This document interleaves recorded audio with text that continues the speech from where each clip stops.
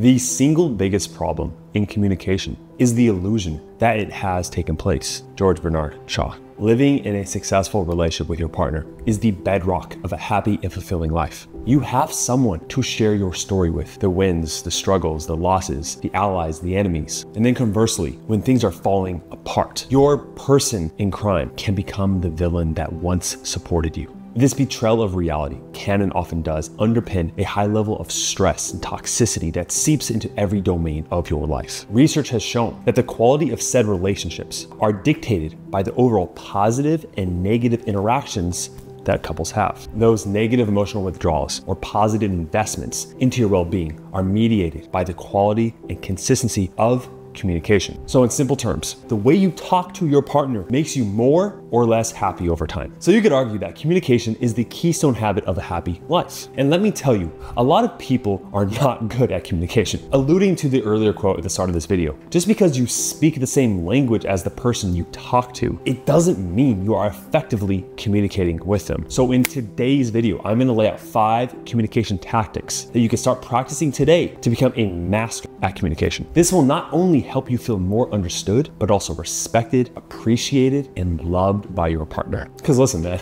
any and all conflict comes from a breakdown of communication. It's that simple. So let's jump into number 1.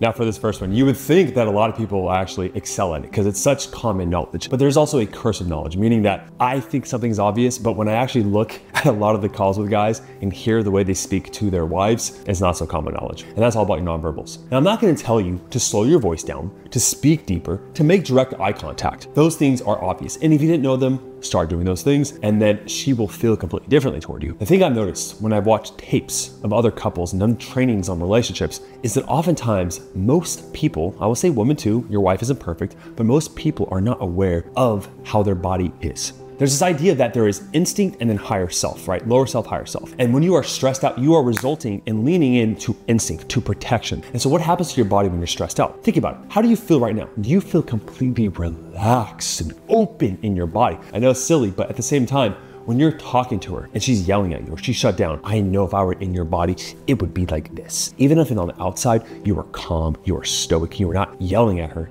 If I had a heart rate monitor, I could tell you are breathing shallow and short. You're in the parasympathetic fight or flight response. So how do we change our nonverbals? You need to lean in and open up. Force yourself to do this. And I know it seems so like, will this actually work? Will this have a huge effect? Your emotions follow your actions as much as your actions follow your emotions. So the next time she's upset with you, angry, shutting down, you're gonna feel yourself. First, pull attention in your body and on your breath. If you're breathing shallow and you're closed off, force yourself to open up, go,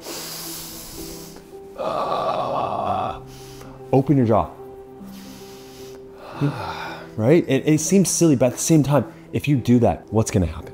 You're going to relax, you're gonna calm down. And then the words you say, the way you look at her, everything else in your nonverbals will autocorrect to this high value, high status, confident, compassionate, disciplined man that you must be to win her back, period. Even though 80% of communication is nonverbal, that 20% does matter. And oftentimes using the wrong words at the wrong time can just make things automatically worse.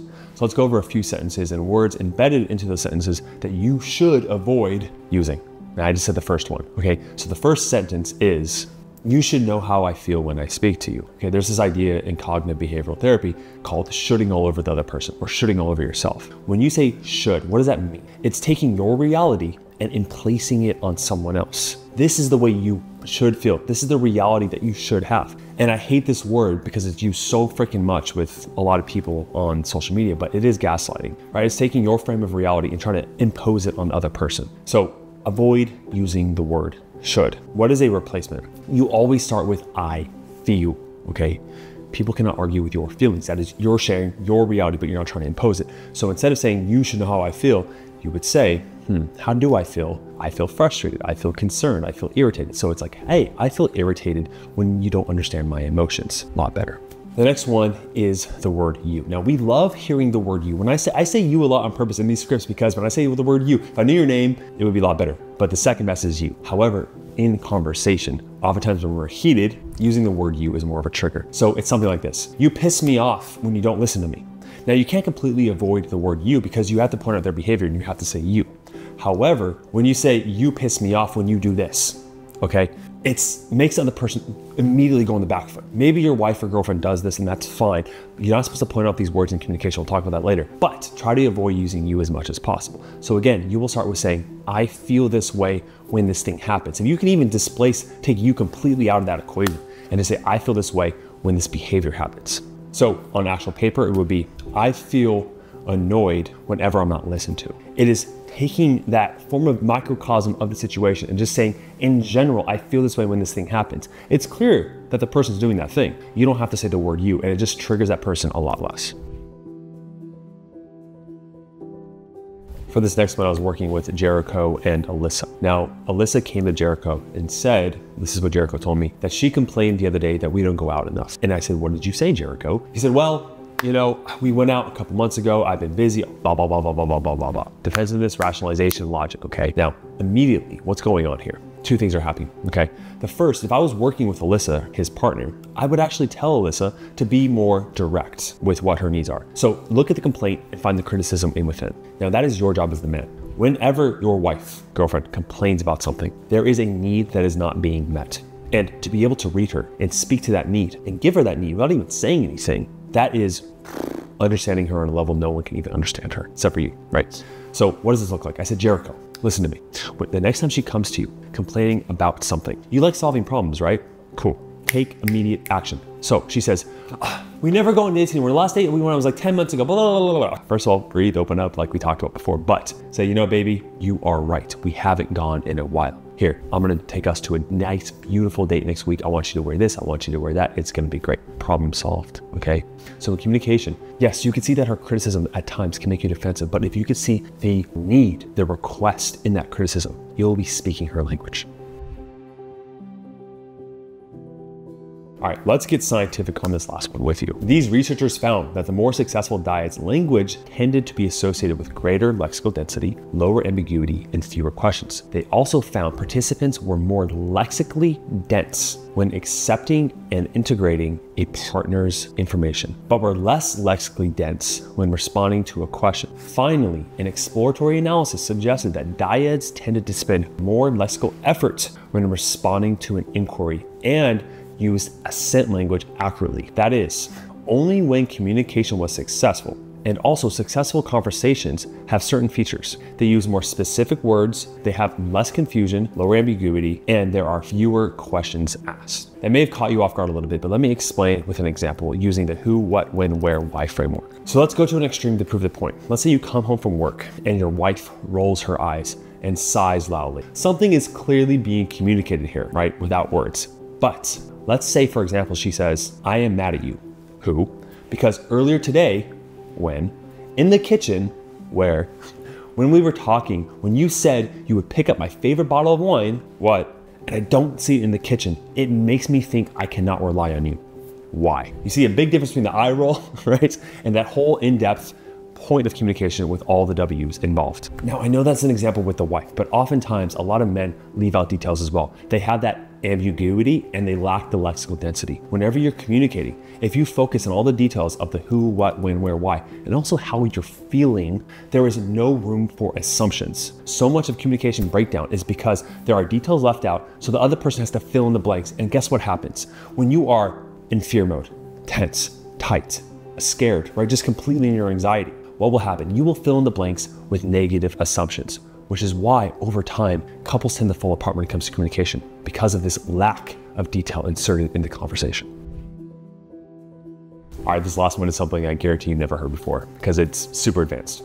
I was on a call with one of my clients recently. This guy is a very powerful person in government. I'm not gonna say what he does or what he's running for. I'll keep it anonymous. But when I was speaking to him, I actually calculated in my mind, not to a T, but pretty much calculated how often he was talking about himself, his emotions, his beliefs, what his actions were versus his wife's. 95% of the time he was talking about his wife. Well, she does this and she feels this way and her this, her that, her this, her that, her. And I know, by the way, I felt toward him in that conversation. I felt disconnected. I felt like I didn't know the guy. I felt like he was hiding things. And I know that I'm not his wife. Sure, right?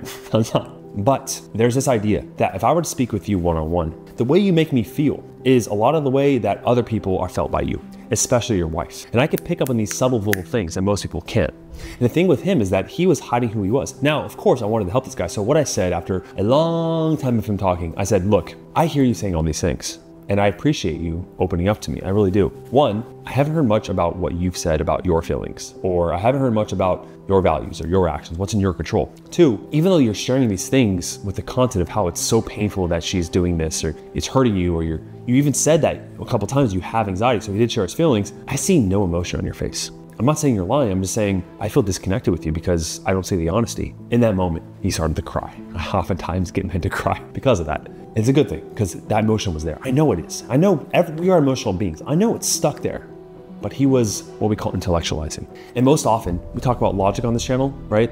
Logic versus emotion. A form of intellectualization is not injecting emotion into the conversation. And when your wife feels disconnected from you, a large reason why this is because you are not showing how you feel. And I hate with a passion that there are so many men's channels out there saying, don't show how you feel. That. You are an emotional being. She is disconnected because she doesn't know how you feel. She doesn't know who you are. Your emotions are a part of you. And you were told somewhere down the line, and all these men out there giving advice to other guys saying, oh, don't show how you feel. Oh, don't be vulnerable. They're scared. They are scared. She will leave me. She'll take advantage of you. What are they saying behind those words? I'm scared that she'll abandon me. She's gonna abandon you if you don't open up to her. That's a fact. You must learn to tap into that emotion, to freaking own that stuff, man. That's who you are. Those are your emotions. They are expected to be felt, and you were taught down the line that you were not, mostly from your father probably, or society, that you can't experience those emotions. Imagine if your kids felt that way. If you have a son, right? If you had a son, even if you don't have a son, and if you do have a son down the line, my future son, I want him to freaking express his emotions to me. Now, I don't want to get out of hand to the point where he's just like crying. That's not what I'm talking about. That's being a victim. That's crying all the time for no reason. No, but if he has emotions, he should express them. And you have emotions, and she feels disconnected because you have not been sharing them with her. And I know a lot of times we have to unlearn this past program and software that's held you back from saying it's not okay to share those emotions. You have to relearn that stuff, period.